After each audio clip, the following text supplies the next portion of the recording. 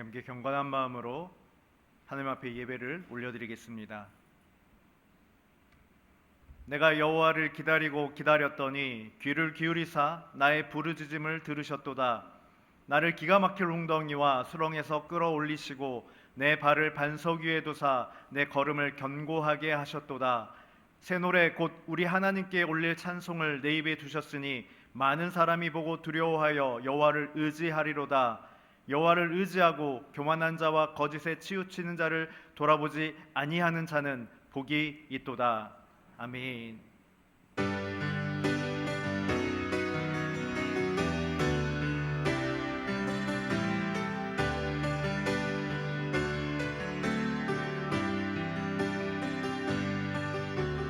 지존하신 주님 이름 앞에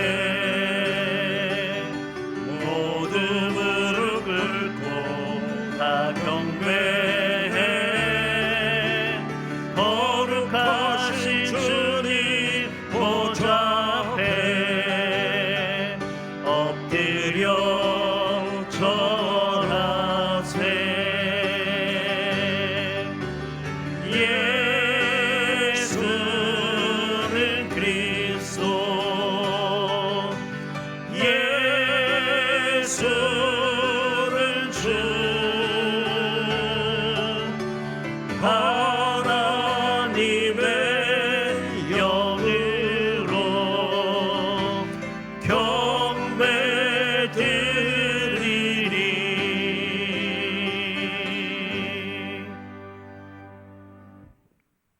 은혜로우신 하나님 아버지, 한 주간도 지켜주시고 함께 하셔서 이 시간 아버지 앞에 나와 예배하게 하심을 감사드립니다.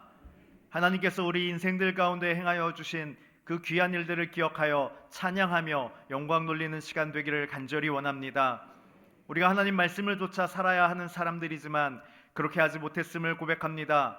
긍휼히 여겨주시고 회개하오니 용서하여 주시옵소서. 정결한 마음으로 새롭게 하여 주사 우리의 뜻과 마음을 다하여 예배할 수 있도록 인도하여 주시옵소서. 갈급한 심령으로 예배하며 예배 가운데 선포되어지는 말씀 앞에 서기를 원합니다. 말씀의 은혜 허락하시고 들어 깨달아지는 그러한 지혜 또한 허락하여 주시옵소서. 그리하여 한 주간 아버지의 말씀을 따라 살아가겠다는 결단의 시간 되기를 간절히 바랍니다. 예배 시종을 의탁하며 예수님의 이름으로 기도합니다. 아멘.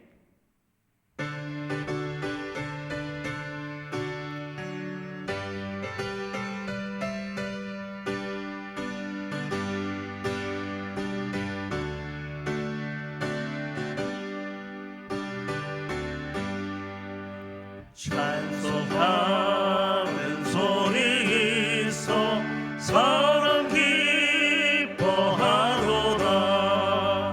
하늘 아버지의 이름 거룩하도다. 세상 사람 찬양하자. 거룩하신 하나님께 할렐루야 할렐루야 할렐루야 아멘. 하나님의 나라 권세 영원토록 있도다. 하나님의 영광 나라 거룩하도다. 하늘 보좌 계신 주님 세상 주관하시도다.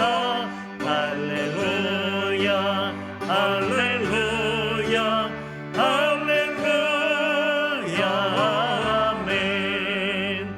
하나님의 크신 섭리 그들 대로 되도다. 우리 아버지의 뜻은 거룩하도다. 주여 속히 임하셔서 기쁜 날을 주옵소서. 할렐루야 할렐루야 할렐루야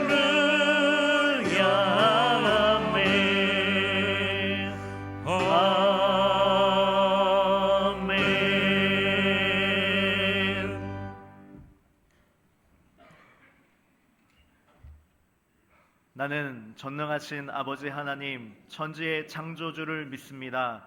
나는 그의 유일하신 아들, 우리 주 예수 그리스도를 믿습니다.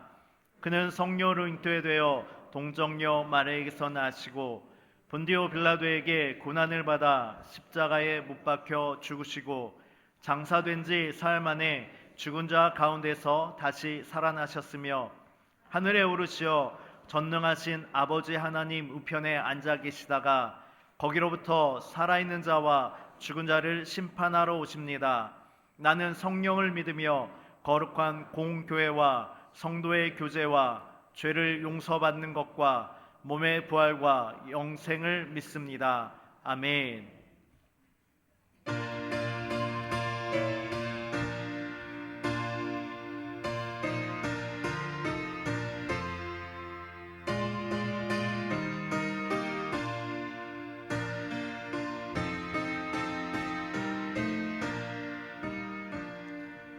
빈들의 마른 불같이 시들은 나의 영혼 주님의 약속한 성령 간절히 기다리네 가물어 메마른 땅에 단비를 내리시듯 성령의 단비를 부어 새 생명 주옵소서 반가운 빗소리 들려 산천이 춤을 추네 봄비로 내리는 성령 내게도 주옵소서 가물어 메마른 땅에 단비를 내리시듯 성령의 단비를 부어 새 생명 주옵소서 절 따라 우로를 내려 조목이 무성하니 갈급한 내 심령 위에 성령을 부으소서 가물어 메마른 땅에 단비를 내리시듯 성령의 단비를 부어 새 생명 주옵소서 참되신 사랑의 언약 어길 수 있사오랴 오늘의 흡족한 은혜 주실 줄 믿습니다 가물어 메마른 땅에 단비를 내리시듯 성령의 단비를 부어 새 생명 주옵소서 아멘.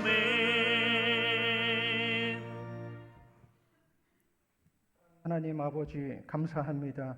오늘도 거룩한 주일 성령 강림절을 맞아 부족한 저희들을 2부 예배로 부르시고 하나님을 예배할 수 있도록 인도해 주시니 감사를 드립니다. 아멘. 부족하고 흠이 많은 저희들 이 시간도 예수님의 십자가 보혈을 의지하여 하나님의 은혜의 보좌 앞에 나아갑니다. 우리의 영을 새롭게 하시고 정결케 해주셔서 하나님께서 기뻐 받으시는 귀한 예배의 시간이 되도록 인도하여 주옵소서. 아멘. 온 인류의 역사를 주관하시는 전능하신 하나님 아버지, 세계 곳곳에 전쟁과 테러, 기근과 자연재해로 큰 고통 중에 신음하는 나라들을 불쌍히 여겨 주옵시고 은혜 베풀어 주시기를 원합니다. 아멘. 아직도 끝나지 않은 러시아와 우크라이나의 전쟁, 이스라엘과 하마스의 전쟁으로 수많은 인명과 재산을 잃고 죽음의 공포 속에서 하루하루를 살아가는 저들을 불쌍히 여겨 주옵소서. 전쟁은 하나님께 속한 것이라 말씀하셨는데 하나님께서 도와주셔서 속히 전쟁이 종식되고 평화와 안정을 찾을 수 있도록 선하게 인도하여 주옵소서. 정치, 경제, 사회, 문화적으로 큰 어려움에 그리고 혼란 속에 있는 대한민국을 불쌍히 여기시고 도와주옵소서. 5월 30일 22대 국회 개원을 기다리며 기대하는 것과 염려되는 것들이 많습니다. 대통령과 위정자들에게 지혜와 명철을 더하여 주옵소서. 권력과 당이 최우선되는 것이 아니라 먼저 나라와 국민을 위해 최우선해야 하는 것이 무엇인가를 분별할 수 있도록 도와주셔서 위기 속에 있는 대한민국을 지혜롭게 잘 이끌어갈 수 있도록 도와주옵소서. 21일부터 진행되는 일본 동경 선교대회를 위해 기도합니다. 하나님의 준비된 말씀을 통하여 현지 목회자들에게 힘과 용기와 위로를 주는 복된 시간 되도록 인도하여 주옵소서. 독수리가 날개치며 올라감같이 새 힘 얻게 하옵시고 현지 목회 사역에 선한 능력으로 나타나게 하옵소서. 이 시간 담임 목사님을 통하여 하나님의 말씀을 듣습니다. 성령 하나님께서 우리의 마음을 조명하여 주셔서 말씀을 잘 깨닫고 은혜 받아 성령에 충만해지는 복된 시간 되도록 인도하여 주옵소서. 감사를 드리오며 거룩하신 예수님의 이름으로 기도하옵나이다. 아멘.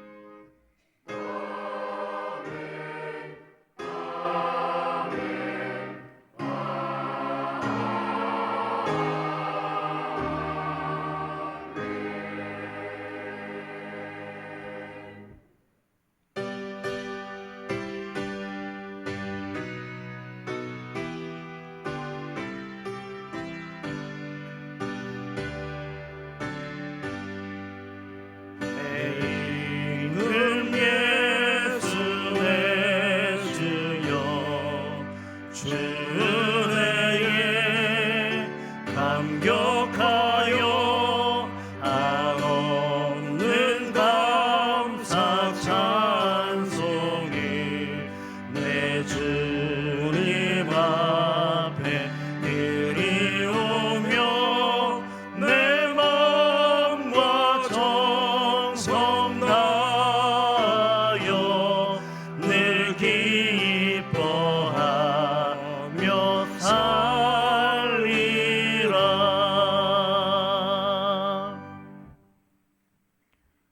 긍휼이 풍성하신 하나님, 시간도 하나님 앞에 예배하며 우리의 마음과 우리의 생각과 우리의 정성과 귀한 예물 올려드리게 하심을 감사합니다. 이 예물 하나님 앞에 온전히 드려지기 원하며 기뻐 흠양하여 주시옵소서. 예물이 쓰이는 곳에 하나님의 영광이 반드시 드러나며 그것을 통하여서 하나님의 나라가 확정되기를 간절히 기도합니다. 또한 드려지는 모든 예물, 드려지는 모든 손길마다 하나님 그곳에 함께하여 주시고 그 삶의 터전 가운데도 함께하여 주셔서 하나님이 채우시는, 쓸 것을 채우시며 형통케 하시는 복을 받아 누리는 우리 모두의 삶이 될 수 있도록 인도하여 주시옵소서. 하나님의 것을 구별하여 드립니다. 감사의 예물을 드립니다. 성교의 예물을 드립니다. 이 모양 저 모양 드려진 모든 예물들 하나님 온전히 하나님 앞에 드려지오니 기뻐하여 주시고 또 그 모든 예물 가운데 하나님의 복과 형통함으로 더하여 주시옵소서. 언제나 우리와 동행하시며 함께 하시는 좋으신 하나님을 찬양합니다. 감사드리며 예수님 이름으로 기도합니다. 아멘.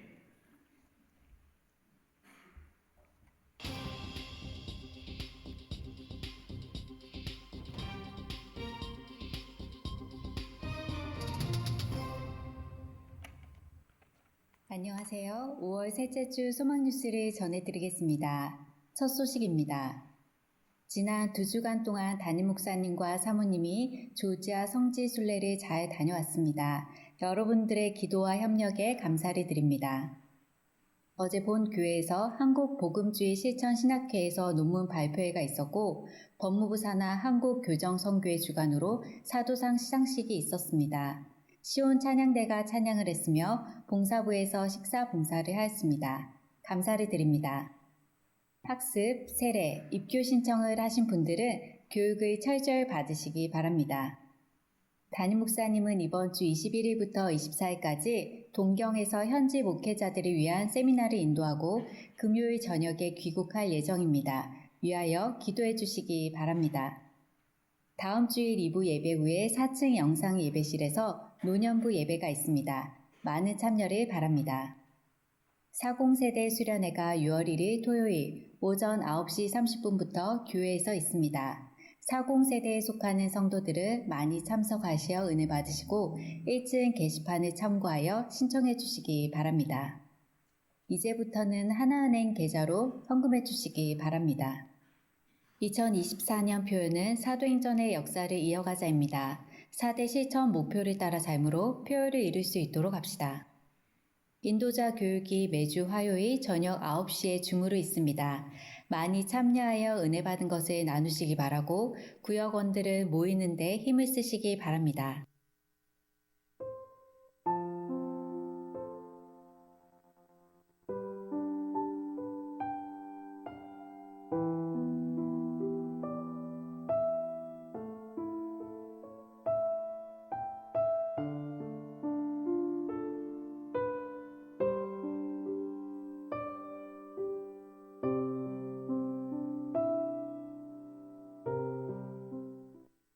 오늘 하루도 예배 가운데 큰 은혜 받으시고 우리 모두 경건한 성도로 살아가길 소망합니다.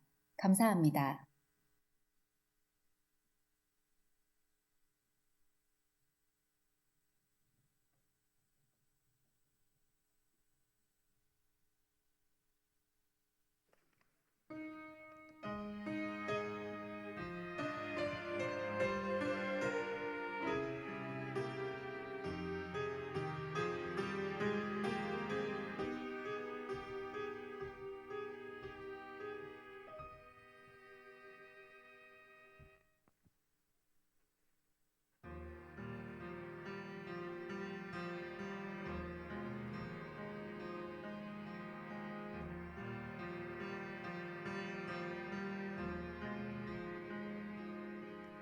나를 지으신 이가 하나님,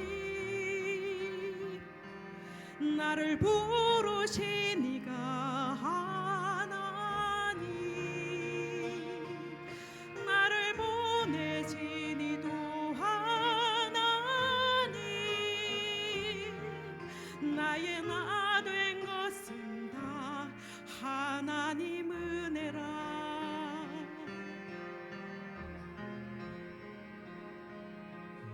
달려갈 길 다가도록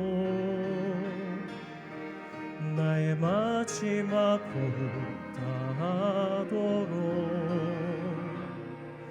나로 그 십자가 품게 하시니 나의 나 된 것은 다 하나님 은혜라. 한량없는 은혜, 갚을 길 없는 은혜, 내 삶을 애워싸는 하나님의 은혜.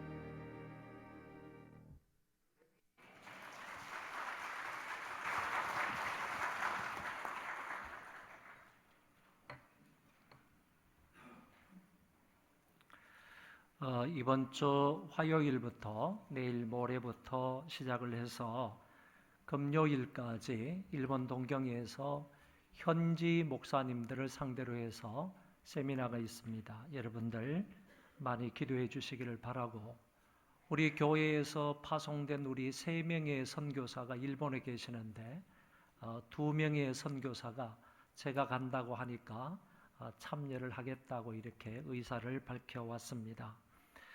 현지 선교사님은 아니고 일본에서 목회하시는 일본 목사님들을 대상으로 한 그런 세미나입니다. 위에서 많이 기도해 주시기 바라고, 우리 윤준수 우리 선교사님하고 홍덕표 선교사님 2분이 참여한다고 하니까 여러분들 격려해 주시면 감사하겠습니다. 그리고 40대 수련회가 6월 1일 있다는 광고를 들었습니다. 40대 되시는 분들 미리 그 시간을 빼놓으시고 많이 참여를 해서 은혜 받을 수 있기를 바랍니다. 그리고 50대 수련회는 가을에 하니까요, 기대를 하셔도 좋을 것 같고요. 2030 세대 수련회를 했는데 작년보다 조금 그 인원이 좀 못 미친 것 같아요. 이것도 좀 고려해 볼 필요가 있겠다. 우리가 광고를 잘 못했는지, 홍보를 잘 못해서 그런지, 그렇지 않으면 또 다른 이유가 있는지, 이런 부분도 잘 고려를 해서 내년에는 계획을 잘 해야 할 것 같습니다. 여러분, 이제부터 하나은행 계좌로 헌금을 해달라라는 광고도 있었습니다. 교회 주보에 보시면 하나은행 그 계좌가 분명히 기록되어 있으므로 여러분이 그것을 통해서 이용을 해주시면 대단히 감사하겠습니다. 제가 2주간 동안 조지아와 그리고 아르메니아 2 나라를 거쳐서 성지순례를 하고 왔는데 짧게 아라랏산과 10만 순교자의 다리, 아라랏산은 아르메니아에 있는 그런 산이고, 그리고 10만 순교자의 다리는 조지아에 있는 다리입니다. 그래서 여러분, 그 2가지에 걸쳐서 제가 간단하게 이게 칼럼에 써놓은 것이 있으니까 여러분들 한번 읽어보시면 유익이 되리라 생각합니다. 하나님 말씀 보겠습니다. 사도행전 10장 1절부터 8절입니다.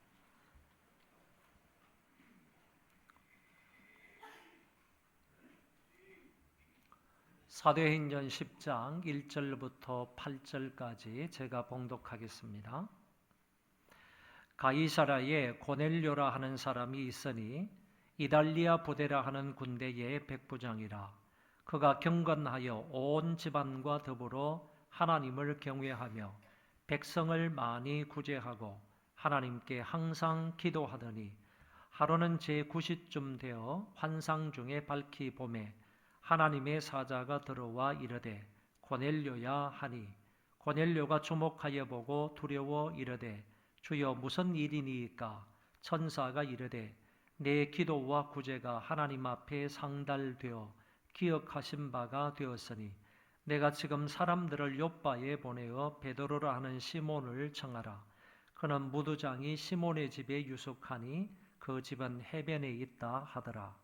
마침 말하던 천사가 떠나매 고넬료가 집안 하인 2과 부하 가운데 경건한 사람 하나를 불러 이 일을 다 이루고 욥바로 보내니라. 아멘. 우리가 지난번 시간에 들은 하나님의 말씀은 사도행전 9장 마지막 부분이었습니다. 그 말씀을 살펴보면 베드로가 2가지 이적을 행하는 사건이 기록되어 있습니다. 먼저는 룻다에 간 이 베드로가 8년 동안 중풍병으로 고생하던 에니야를 고쳐주는 장면이 그 성경에 기록되어져 있습니다. 2번째 사건은 욥바의 사람들로부터 초청을 받아 룻다에서 욥바로 내려간 이 베드로가 죽은 다비다를 살리는 사건이 기술되어 있습니다.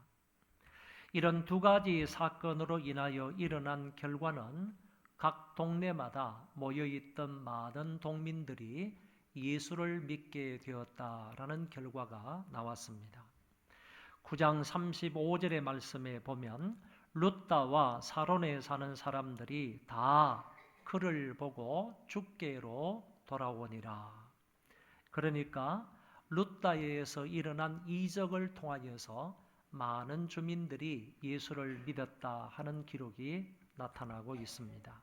더 나아가서 42절의 말씀에 보면 온 욥바 사람이 알고 많은 사람이 주를 믿더라 이렇게 기록합니다. 이 말씀을 통해서 보더라도 욥바에서 일어난 그 죽은 자 다비다를 봄으로 인하여서 많은 사람이 예수를 믿었다라는 말씀이 포함되어 있습니다. 이 두 가지 사건을 통하여 우리가 배우게 되는 교훈은 이적은 이적 그 자체에 의미가 있기보다는 그리스도 예수를 믿게 하는데 이적의 의미가 있다라는 것입니다. 예수를 그리스도로 믿게 하는 이적이 아니면 이적 그 자체로는 의미가 없다 그런 얘기입니다. 중풍병자 애니야가 일어나고 죽은 다비다가 살아나도 그것을 통해 예수님을 구세주로 믿지 않는다면 그 이적들은 별 의미가 없다는 것입니다. 왜냐하면 그들은 언젠가 다시 병들어 죽게 될 것이고 믿지 않고 죽었다면 그들은 역시 지옥에 갈 수밖에 없다는 것입니다. 그래서 이적은 이적 자체로 의미가 있다기보다는 이적을 통하여서 예수 그리스도를 죽고 주로 믿게 하는데 이적의 의미가 있다 하는 점을 생각해야 하겠습니다. 베드로의 이 같은 이적 두 가지가 있은 후에 사도행전 10장으로 넘어오는데 여기서는 고넬료의 경건한 삶에 관하여 기술하고 있습니다. 그런데 사도행전 10장 전체를 놓고 볼 때에는 고넬료의 이 경건 생활도 베드로하고 무관하지 않다는 사실입니다. 다시 말해 오늘 본문의 말씀에 보면 베드로가 그에 나타나지 않지만은 이 베드로의 사역이 오늘 본문 그 다음에 나타나기 때문에 오늘 본문의 말씀과 이 이후에 나타나는 베드로에 관한 그런 기사하고 차이점이 없이 연결되어 있는 부분이 있다 하는 점을 말하고 있는 것입니다. 그러면 1절의 본문 말씀을 보면 이 고넬료의 사회적 지위에 관하여서 말씀해 주고 있습니다. 1절 말씀에 보면 이 사람은 가이사랴의 이달리아 부대라 하는 군대의 백부장이라고 기록되어 있습니다. 이달리아 부대는 로마의 부대라는 의미이고 이 부대가 가이사랴의 주둔에 있었으며 그 부대의 백부장은 100명의 군사를 거느리고 있는 군대 장교였다 이런 뜻으로 해석할 수 있습니다. 로마 부대의 지휘관이었으므로 그가 유대인이 아닌 이방인임과 로마의 장교로서 유대 지역의 치안을 담당하기 위하여 로마 황제로부터 파송을 받아온 권세자이다 하는 사실을 알 수 있습니다. 신약 성경에 찾아보면 백부장이 4명이 등장을 합니다. 복음서에 2사람이 나오는데 하나는 믿음 좋은 가버나움의 백부장이고 또 다른 한 사람은 예수님을 십자가에 못 박는 일을 수행을 하다가 하나님께 영광을 돌리는 백부장이 나옵니다. 그리고 사도행전에 또 다른 2사람이 나타나는데 본문에 고넬료 백부장과 그리고 바울을 로마로 호송하는 책임을 맡았다가 바울을 죽음 가운데서 구원해내는 그런 백부장도 있음을 기록해주고 있습니다. 4명 모두 로마 장교이지만 나쁜 사람들은 아니었습니다. 그러나 그 중에서 가장 훌륭한 사람 한 사람을 뽑으라면 그것은 두말할 것도 없이 본문에 나타나 있는 오늘 고넬료 백부장이다. 이렇게 말씀드릴 수 있습니다. 이렇게 주장할 만한 사실이 오늘 본문 2절에 분명히 기록되어 있습니다. 그가 경건하여 온 집안과 더불어 하나님을 경외하며 백성을 많이 구제하고 하나님께 항상 기도하더니, 여기서 중요한 단어가 바로 경건이라는 단어입니다. 헬라어로 말하면 유세베이아라는 단어인데, 이 말의 뜻은 공경하는 마음으로 깊이 삼가하고 조심함이라는 뜻을 가지고 있습니다. 그러나 기독교적인 의미로 이 말을 해석을 한다면 하나님에 대한 경외심 또는 하나님과의 바른 관계를 경건이라 이렇게 정의하는 것입니다. 하나님과 올바른 관계, 하나님과 깊은 관계를 가지고 있는 것을 가리켜 경건하다, 경건이라고 말한다는 것입니다. 이 경건이 있을 때 고넬료처럼 온 집안으로 더불어서 하나님을 잘 경외할 수 있는 것입니다. 고넬료의 이 경건은 온 집안과 더불어 하나님을 경외하는 것으로 나타났습니다. 이 말은 경건한 삶을 살아가는 사람은 1차적으로 하나님을 잘 경배하고 하나님을 잘 예배하고 경외하는 것으로 나타난다. 이렇게 설명할 수 있는 것입니다. 이 사람이, 다시 말해 이 고넬료가 어떻게 하나님을 알게 되었는지는 잘 모릅니다. 그러나 대부분 두 가지 추측을 하고 있습니다. 첫 번째 추측은 로마에 있을 때부터 그 주변에 유대인들이 많이 살았기 때문에 그 유대인들을 통하여서 하나님을 알게 되었을 것이다. 이렇게 추측하는 사람이 있습니다. 그렇지 않고 두 번째 추측하는 사람은 로마에서 군사교육을 잘 받고 그리고 백부장으로서 팔레스틴 땅에 왔을 때 그 팔레스틴 땅에 와가지고 생활을 하면서 유대인들로부터 영향을 받아서 하나님을 알고 섬기게 되었을 것이다. 이렇게 추측하는 사람도 있습니다. 사실은 이 두 가지 경우 다 백부장에게는 쉽지 않은 일이었습니다. 왜냐하면 로마인들은 하나님을 신으로 섬길 수가 없습니다.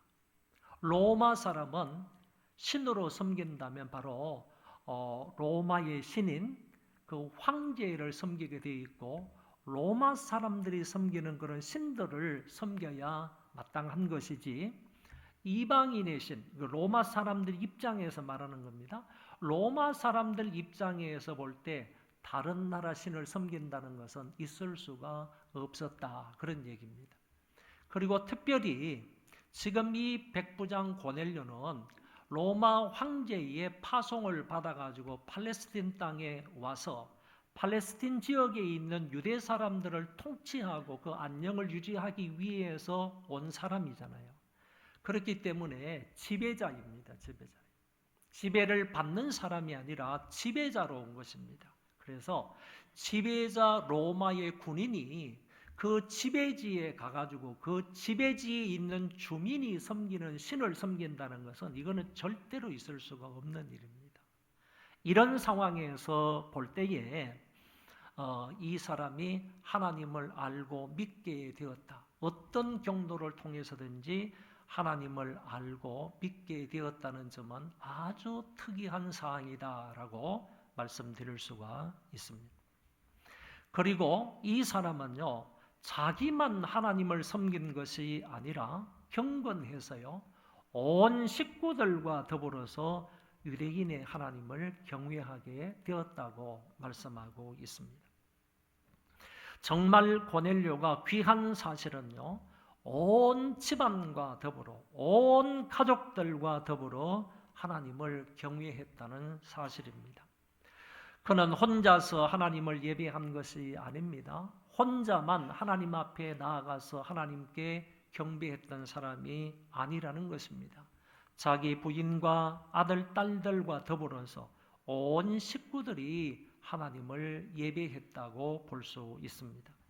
가족 중 혼자서 신앙생활을 할 수도 있고 자녀들 중에 한 사람이 잘 믿을 수도 있지만은 고넬료는 그러지 아니하고 온 집안과 더불어서 하나님을 경외했다고 분명히 밝히고 있습니다. 구약성경 창세기 19장의 말씀을 보면 롯의 가정이 나옵니다. 롯의 가정이 살았던 소돔과 고모라 지역이 죄로 물들었기 때문에 하나님께서 그 죄를 심판하시겠다고 예고하셨습니다.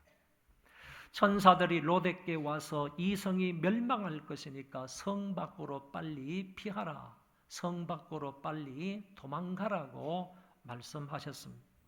롯이 깜짝 놀라서 가족들을 불러놓고 가족들에게 이 사실을 알립니다. 그러나 롯의 가족은 선뜻 그곳을 떠나지 않습니다.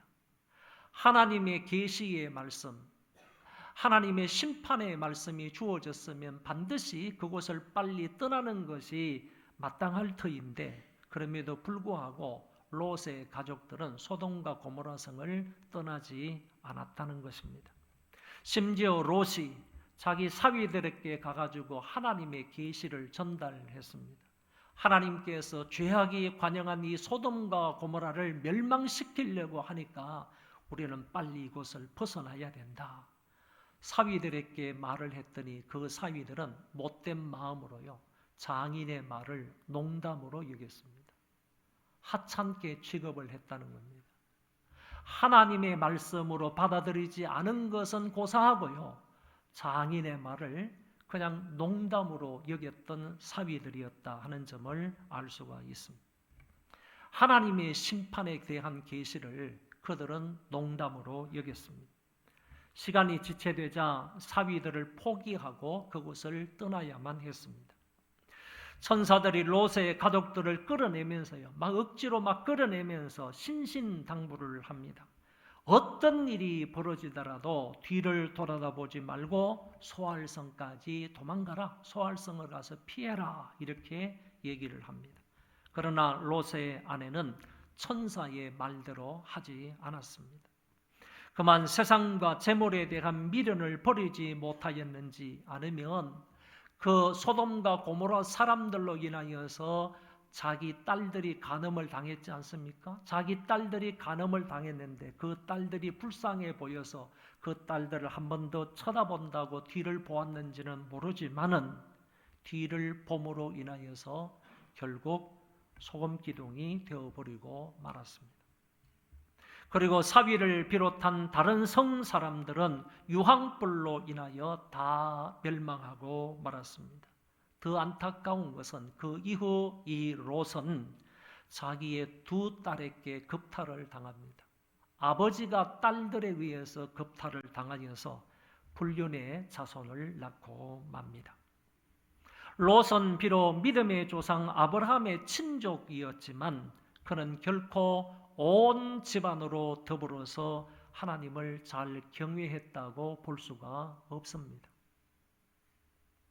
대신 여호수아가 온 이스라엘 백성들 앞에서 당당하게 이렇게 말합니다. 오직 나와 네 집은 여호와를 섬기겠노라. 여호수아가 그 일생을 마감하면서 온 이스라엘 백성들을 미스바로 불러 모아 세워놓고 이렇게 당당하게 말한 겁니다. 오직 나와 네 집은 여호와를 섬기겠다. 우리 모든 가족은 하나님 여호와를 경배하겠다, 경외하겠다, 섬기겠다, 이렇게 선언했던 말씀을 우리는 기억을 합니다. 우리들도 오직 나와 내 가족은 하나님만 예배하겠다, 하나님만 섬기겠다, 이런 고백이 있기를 바라고 그 고백의 신앙을 따라서 살아갈 수 있는 저와 여러분들이 되어지시기를 바랍니다. 아무튼 오늘 본문의 고넬료 백부장은 온 집안으로 더불어서 하나님을 경외했던 아주 경건한 사람이었습니다. 뿐만 아니라 그는 백성을 많이 구제했다고 했습니다. 구제는 역시 경건이 밖으로 흘러나오는 행위입니다. 내가 하나님과 올바른 관계를 가지고 있다면 이 구제라는 것은, 이웃사랑이라는 것은 당연히 드러날 수 있는 그런 행위라는 것입니다. 하나님과 바른 관계가 되어 있는 사람들은 하나님의 관심과 주의를 기울이는 사람에게 본인도 관심과 주의를 기울이게 된다는 것입니다. 하나님은 항상 누구에게 관심을 가지시고 누구에게 주의를 가지시는가 하면은 성경 말씀에 보면 항상 이방인들과 고아들과 과부들을 향해서 하나님은 관심을 가지고 눈여겨 보신다고 말씀하십니다. 시편 146편 9절에 여호와께서 객을 나그네를 보호하시며 고아와 과부를 붙드시고라고 말씀하십니다. 더 나아가서 이방인과 고아와 과부를 압제하지 말며라는 말씀도 있고요. 또한 여호와께서 이같이 말씀하시되 너희가 공평과 정의를 행하여 탈취당한 자를 압박하는 자의 손에서 건지고 이방인과 고아와 과부를 압제하거나 학대하지 말라라는 말씀도 있습니다.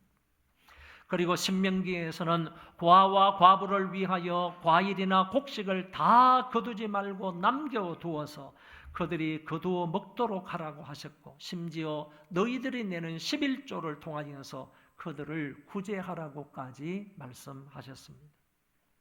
심지어 구제하는 사람에게 하나님께서 그 구제하는 일을 반드시 기억을 하셨다가 하나님께서 그들에게 갚아주시겠다는 말씀도 성경에 분명히 나옵니다. 구제를 좋아하는 자는 풍족하여질 것이고, 여러분 풍족하기를 원하시는 분은 주위에 어려운 사람들을 많이 도와주라는 얘기입니다. 그 구제를 좋아하는 사람, 정말 기쁜 마음으로 자원하는 심정으로 구제를 기쁨으로 하게 된다면 하나님께서 반드시 그런 사람에게 넉넉하게 갚아 주시겠다는 말씀입니다. 잠언 19장 17절에도 가난한 자를 불쌍히 여기는 자는 여호와께 꾸이는 것이니 그 행한 대로 갚아 주리라. 가난한 사람들을 불쌍히 여기는 것은 하나님께 구워드리는 거랍니다. 여러분, 하나님께 구워드리는 것을 하나님께서 그냥 본전 그대로 갚으시겠어요? 아니면 본전 이상으로 갚아주시겠어요? 하나님 앞에 구워드리는 일이 바로 구제하는 일이라고 했습니다. 이웃을 구제하는 일은, 어려운 사람들에게 그리스도의 사랑을 베푸는 일은 하나님께 구워드리는 것이다. 이거는 그냥 허비하는 돈이 아닌 거예요. 낭비하는 돈이 아닌 거예요. 낭비하는 물질이 아닌 겁니다. 이것은 하나님 여호와께 구워드리는 것인데 하나님께서 그것을 보시고 기억하셨다가 그 행한 대로 우리에게 갚아주시겠다고 하셨습니다. 구제는 하나님이 모르지 아니하시고요, 반드시 기억하여 갚아주시겠다고 약속을 하신 것입니다. 이처럼 하나님의 마음이 그들에게 가 계시는 거예요. 고아들에게, 과부에게 가 있는 거예요. 어려운 사람들에게 가 있는 거예요. 환난과 핍박을 당하는 그런 사람들에게 가 있는 거예요. 경제적으로 힘들어하는 그런 사람에게 하나님의 관심과 하나님의 주의가 가 있다는 거예요. 그렇다면 하나님과 올바른 관계를 가지고 있는 경건한 사람도 마찬가지로 하나님이 주의하시고 하나님이 관심 가지는 그 사람에게 경건한 사람도 동일하게 관심을 갖고 주의 집중하게 된다는 말씀입니다. 그래서 참된 경건에 관하여 야고보 선생은 이렇게 말씀을 하셨습니다. 하나님 아버지 앞에서 정결하고 더러움이 없는 경건은, 이게 참된 경건이에요. 이 참된 경건은 곧 고아와 과부를 그 환난 중에 돌보고, 고아와 과부를 좀 더 확장시키면요, 우리 주위에 어려운 사람들이라고 말할 수 있어요. 힘들어하는 사람이라고 말할 수 있어요. 그런 사람들을 어려움 중에서 잘 돌보아 주는 것이 참된 경건이라는 것이죠. 더 나아가서 자기를 지켜서 세속에 물들지 아니하는 것이라고 하셨습니다. 참된 경건은 이 두 가지입니다. 고아와 과부를 잘 돌보아 주는 것이고요, 아울러서 자기 자신을 지켜서 세속에 물들지 않는 것이 참된 경건이다라고 야고보 선생이 가르쳐 주셨습니다. 종교개혁자 존 칼빈이라는 사람이 있는데 이 사람의 예배 순서 중에서 일부가 말씀의 예배고 2부가 성찬 예배예요. 그런데 성찬 예배의 제일 첫 번째 순서가 뭐냐 하면은 구제헌금 순서입니다. 구제헌금 순서예요. 그런데 놀라운 것은요, 칼빈이 시무를 했던 그 스위스 제네바 교회는 국가교회이기 때문에 성도들이 예배당에 와가지고 헌금을 내는 일이 없어요. 헌금을 안 해도 돼요. 국가교회이기 때문에. 목사님의 사례비나 아니면 교회 유지 보수비나 아니면 교회에서 뭐 하는 이런 교육적인 행사나 모든 것들이 나라에 청구를 하면 나라에서 다 돈이 나오는 거예요. 이런 교회를 국가교회라고 하거든요. 독일도 마찬가지고 스위스도 마찬가지예요. 과거 영국도 이런 제도가 있어요. 그러니까 이와 같은 국가교회이기 때문에 헌금을 할 필요가 없는 거예요. 다만 모든 백성들이 나라에 내는 세금이 있어요. 그게 바로 종교세입니다. 종교세만 내면 되는 거예요. 그 종교세가 자기 수입의 한 10% 정도 되는 거예요. 교회에서 내는 11조와 같은 거예요. 교회에서 내는 11조와 같은 금액의 돈을 의무적으로 나라에다가 내는 거예요. 종교세라고 해서 종교세금을 내는 거예요. 그 종교세를 내게 되면 교회에서 필요한 모든 것들을 나라에서 다 대주는 거예요. 다 공급해 주는 거예요. 나라에 신청을 해서 받아가지고 쓰면 되는 거예요. 그렇기 때문에 교회 안에서는 헌금을 할 필요가 없는 거예요. 그래서 헌금 순서가 없어요. 그런데 칼빈의 예배 모범에 두 번째 순서인 성찬 예배 때에는 제일 처음에 구제 헌금이 들어있다는 거예요. 이것이 왜 들어있는가 하면은 나라에서 어려운 사람을 돕는 데는 한계가 있다는 거예요. 그래서 교회 안에서나 아니면 교회 밖에 있는 사람들, 어려운 사람들을 도와주기 위해서 칼빈은 적어도 구제 헌금은 해야 되겠다. 가난한 사람은 나라에서도 돕지 못한다는 말이 있잖아요. 결국에 그 어렵고 가난한 사람들 나라에서 구제를 하지만은 그 사람들을 돕지만은 다 할 수 없으므로 우리 교회라도 우리 주변에 있는 어려운 사람들을 돕자, 이런 차원에서 성찬 예배의 제일 첫 번째 순서로 구제헌금 순서를 넣어둔 것입니다. 그래서 칼빈의 제네바 교회에서는 그 순서를 지킴으로 구제헌금이 나왔을 때 교회 안이나 밖에 어려운 사람들을 구제했다 하는 사실을 우리는 알고 있습니다. 여러분, 한국 교회 안에서는 구제헌금을 따로 이래 하는 사람들은 제가 잘 보지를 못해요. 우리 교회도 마찬가지고, 우리 교회는 뭐 과거에 그런 분이 한 분 계셨는 것을 제가 알고 있어요. 근데 지속적으로 구제헌금을 뭐 적더라도요, 정기적으로 이렇게 구제헌금을 따로 하는 사람은 보지를 못했습니다. 한국교회 대부분 그렇지 않을까, 이런 생각이 듭니다. 그러나 이 구제는요, 성경이 강조하고 있는 주제 중에 하나이다 하는 사실하고, 오늘 본문의 이방 장교였던 이 고넬료는요, 어려운 이스라엘 사람들을 도와주는데 열심을 냈던 사람이다 하는 점을 통해서 볼 때 우리도 구제헌금은 내야 되는 것이 마땅하겠다, 이런 생각을 갖습니다. 여러분, 고넬료는 하나님 앞에서 이 경건한 마음으로 구제에 힘을 썼다고 했는데, 제가 이 단어를 살펴보고 나서 굉장한 도전을 받았습니다. 어떤 단어인가 하면은 그냥 구제했다 이렇게 표현하지 아니하고 많이 구제했다 이렇게 표현합니다. 그런데 많이라는 헬라어 단어를 찾아보니까 어떤 뜻을 가지고 있는 두 가지 뜻을 가지고 있었습니다. 크게 구제했다, 그리고 자주 구제했다, 이런 뜻을 가지고 있어요. 크게 자주라는 뜻을 가지고 있더라니까요. 한번 따라하겠습니다. 많이 구제했다. 그러니까 이 많이 구제했다는 말 속에는 크게 째째하게 구제했다는 것이 아니에요. 적은 물질로 구제했다는 말이 아니에요. 크게 구제했다는 말이고 한두 번 구제했다는 말이 아니에요. 단회적으로 구제했다는 말이 아니라니까요. 자주 정기적으로 구제했다는 얘기예요.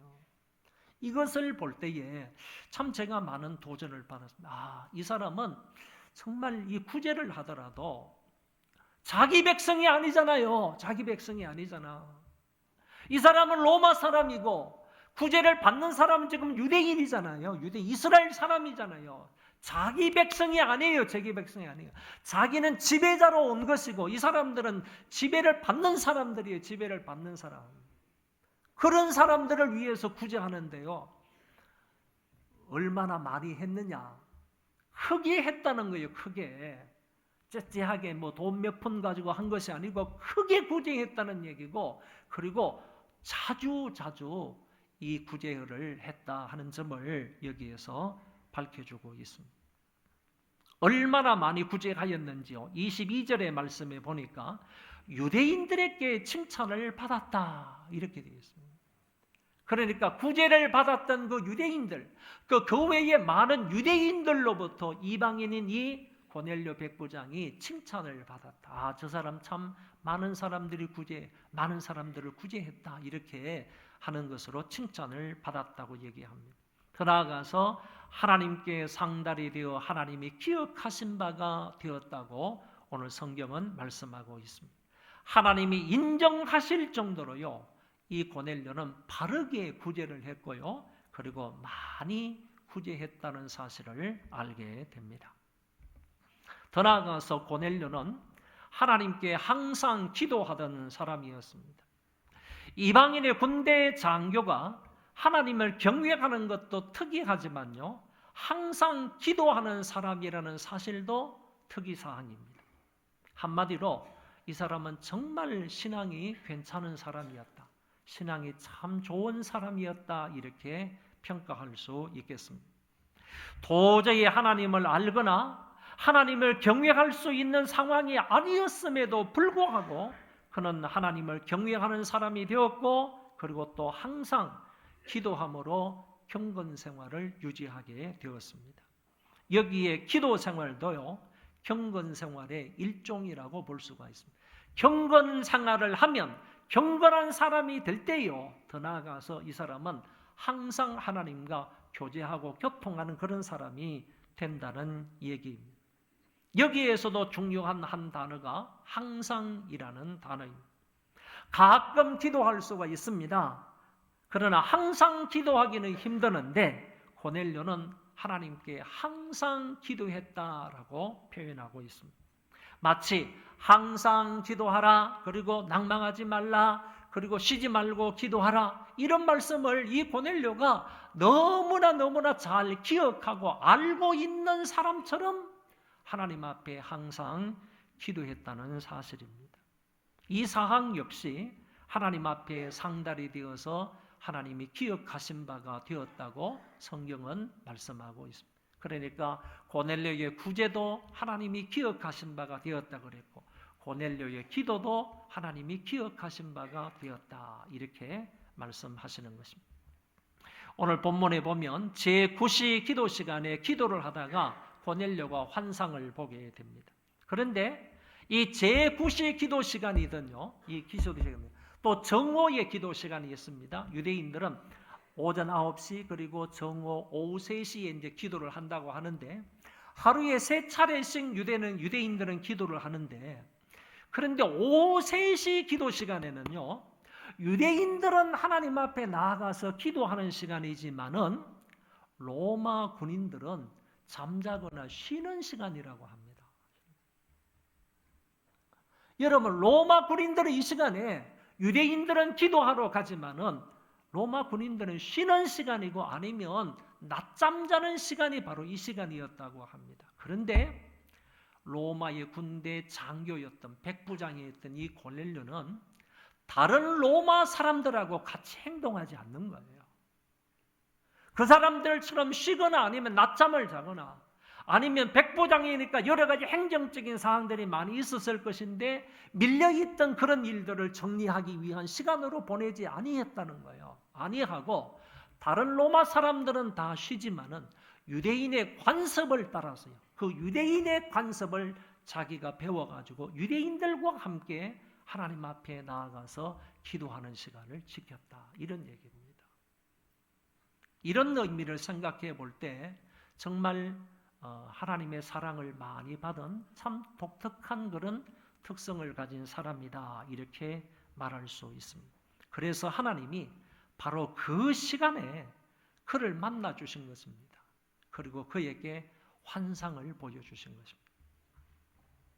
이처럼 이달리아대의 백부장 고넬료는 경건에서 온 가족들과 더불어 하나님을 잘 경외했고 백성들을 많이 구제했고 하나님께 항상 기도하던 사람이었습니다. 이런 사람이 하루는 조금 전에 말씀드린 대로 환상을 보게 됩니다. 하루는 제9시쯤 되어 환상 중에 밝히 보매 하나님의 사자가 들어와 이르되 고넬료야 하니, 제9시 기도 시간은요 유대인의 시간으로 바꾸면 오후 3시라고 말했습니다. 그러니까 이방인이었지만은 유대인의 기도 시간을 따라서 함께 기도한 것은 좋은 신앙적인 습관을 따라갔다 이렇게 볼 수 있습니다. 그러므로 기도할 때 환상을 보았다고 했고, 여기서 환상이라는 것은 특별하게 하나님을 인식하는 광경이다 이렇게 설명을 합니다. 평범하게 하나님의 계시를 받은 게 아니라는 것입니다. 평범하게 일상적인 가운데에서 평범한 가운데에서 하나님의 뜻을 알게 된 것이 아니라는 얘기입니다. 특별하게 어떤 사항을 통하여 보여주고자 알려주시는 것을 환상이라 이렇게 말합니다. 지금 고넬료는 특별하게 독특한 방법으로 하나님의 뜻을 알게 되는 것입니다. 고넬료에게 알려진 하나님의 특별한 뜻이 무엇입니까? 5절, 6절에 조금 나타나 있습니다. 전체는 아니지만은 조금 나타나 있습니다. 이것이 여기 좀 보십시오. 조금 나타나 있다는 것은 하나님께서 환상을 통하여 고넬료에게 하나님 당신의 뜻을 밝혀주십니다. 환상을 말씀하시는데, 환상 중에 말씀하시는데 그 말씀 중에 하나님의 뜻을 밝혀주세요. 그런데 아주 조금만 말씀하신다는 거예요. 그러고 나서 오늘 본문이 끝나고 다음 주일에 살펴볼 그 말씀에서 하나님의 뜻이 무엇인지를 크게 분명하게 밝혀주신다는 거예요. 그래서 다음 시간의 말씀이 본론이고요.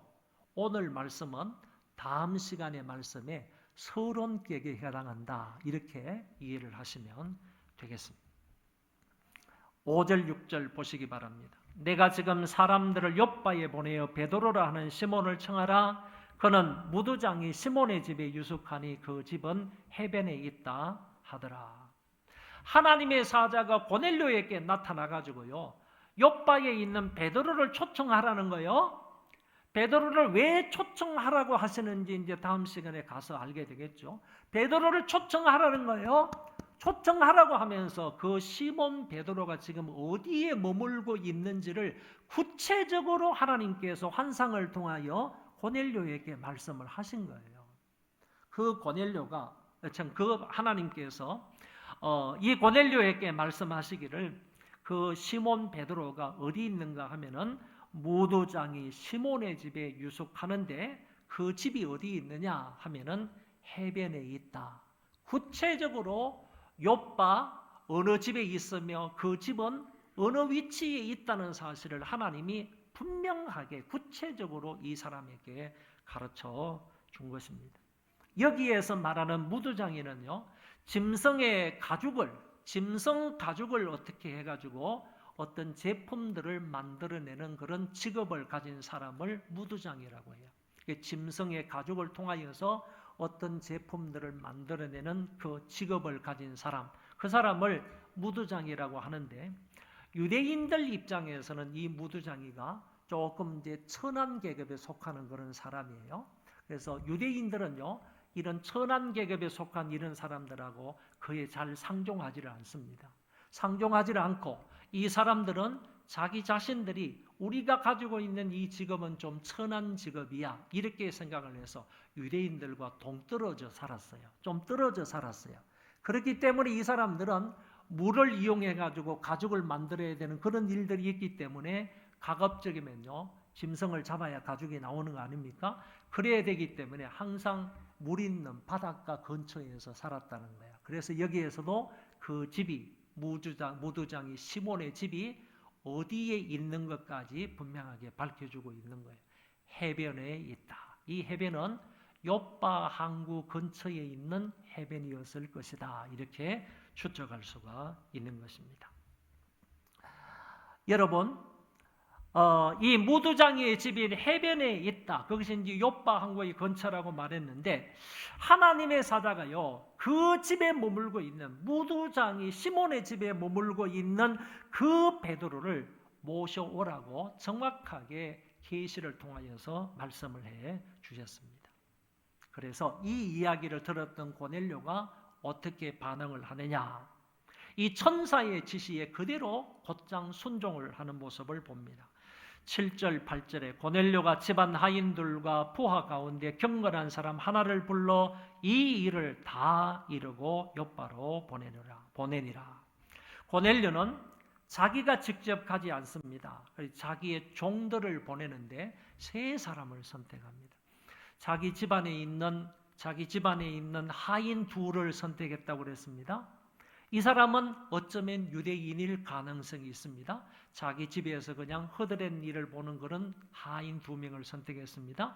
그런데 이 두 사람만 보내는 것이 아니라 한 사람을 더 딸려 보내는데 자기 부하 한 사람, 군인 중에 한 사람을 뽑아가지고 이 두 사람을 보호하라는 의미도 있었을 겁니다.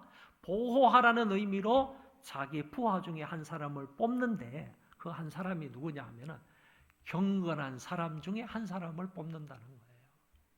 그러니까 이 사실을 볼 때 고넬료가 얼마나 경건 생활을 잘했느냐, 그 경건 생활의 본을 받아서 다른 부하들조차도 경건한 삶을 살고 있다 하는 것의 반증일 수 있습니다. 그렇기 때문에 고넬료의 이 경건함을 통하여서 그 부하들까지 그것이 전달이 되어서 그 부하들까지 경건하게 살고 있다 하는 점을 알 수가 있다는 것입니다. 고넬료가 자기 집안 하인 2명하고 부하 가운데 경건한 사람 한 사람을 세워가지고 세 사람을 세워서 자기가 환상을 본 모든 것들을 그 세 사람에게 얘기를 하고 그 사람들은 이 고넬료의 명을 받아서 요빠로 베드로를 초청하기 위해서 가는 모습이 오늘 본문이 끝이 나고 있습니다. 여러분, 사실 이 본문은요 위대한 한 사건의 서론에 불과한 겁니다. 이제 다음 부분에 가면 아주 위대한 사건이 하나 나옵니다. 베드로를 통하여서, 그리고 베드로가 초청이 되어 가지고 이 고넬료 집에 가서 하나님의 말씀을 전함으로 인하여서 그 가운데 성령 충만함이 임하였고 성령을 따라서 방언도 말하며 하나님을 높이게 되는 놀라운 역사가 거기에서 일어나게 되는데, 이거는 성경적으로도 대단히 위대한 의미 있는 사건이에요.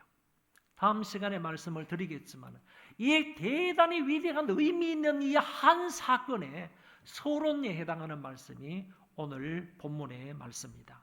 오늘 본문의 말씀에는요 이 베드로의 이 고넬료의 경건 생활에 관하여서 우리에게 말씀해 주고 있습니다.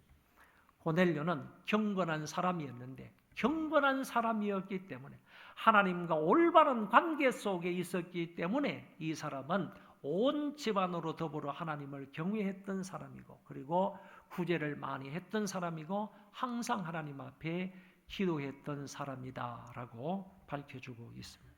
그렇다면 여기에 비해서 고넬료의 경건함에 비해서 저와 여러분들은 어떻습니까?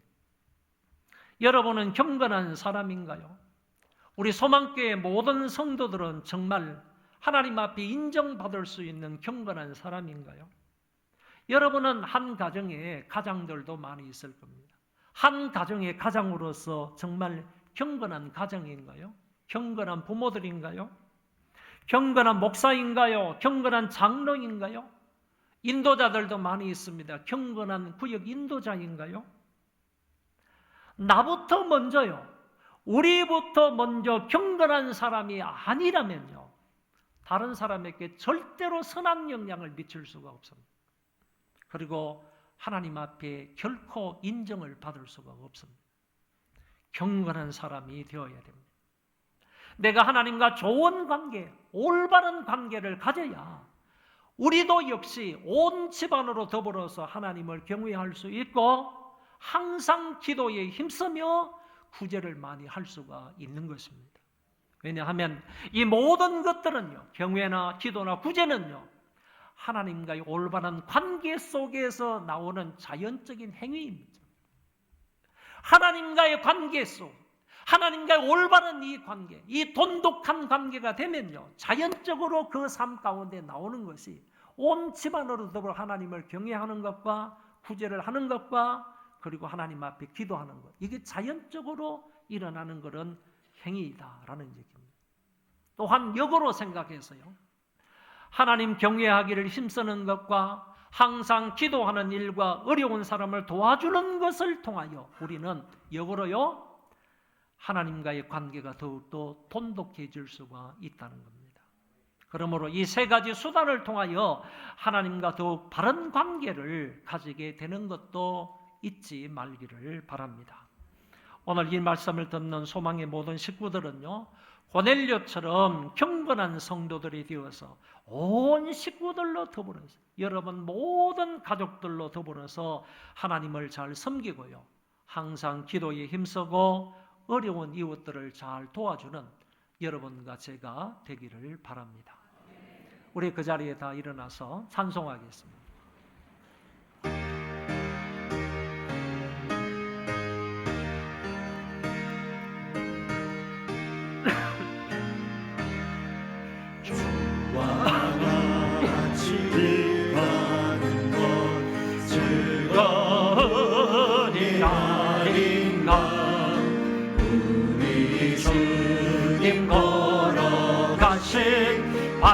발자취를 밟겠네. 한 걸음 한 걸음 주 예수와 함께 날마다 우리 걸어가리. 선지자의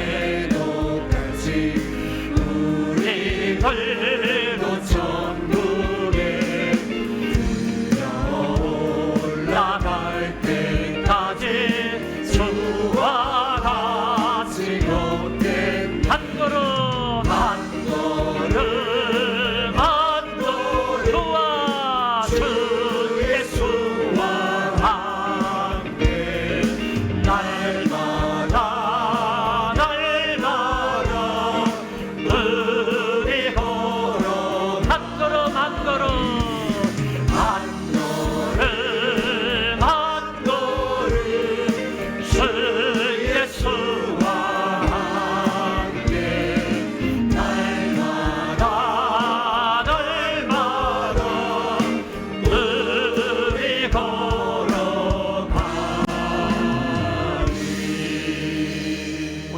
고넬료처럼 경건한 사람이 되게 해달라고 기도하겠습니다. 그래야만이 하나님과 올바른 관계가 되어야만이 온 집안으로 더불어 하나님을 경외할 수 있고요, 구제를 많이 할 수 있고 그리고 항상 하나님께 기도할 수 있는 존재가 됩니다.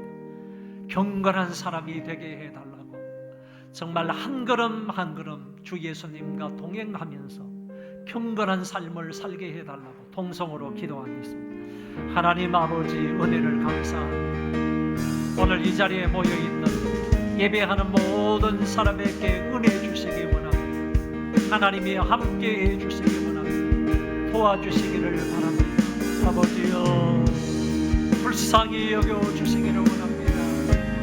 경건한 사람들을 되게 하여주고 온 집안으로 더불어 하나님을 경외하는 자들을 많이 구제하는 자가 되게 하시고 항상 기도에 힘쓰는 자가 되게 하여 주옵소서. 하나님 이 같은 세 가지 수단을 통해서도 하나님과 더욱더 돈독해지는 하나님의 관계가 올바르게 되는 그런 경건한 사람들 다 되게 하여 주시옵소서.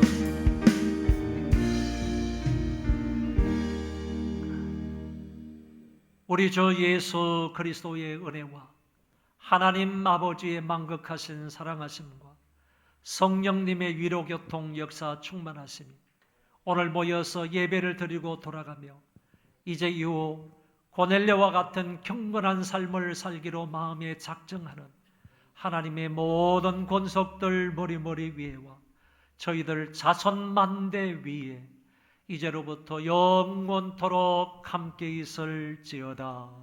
아멘.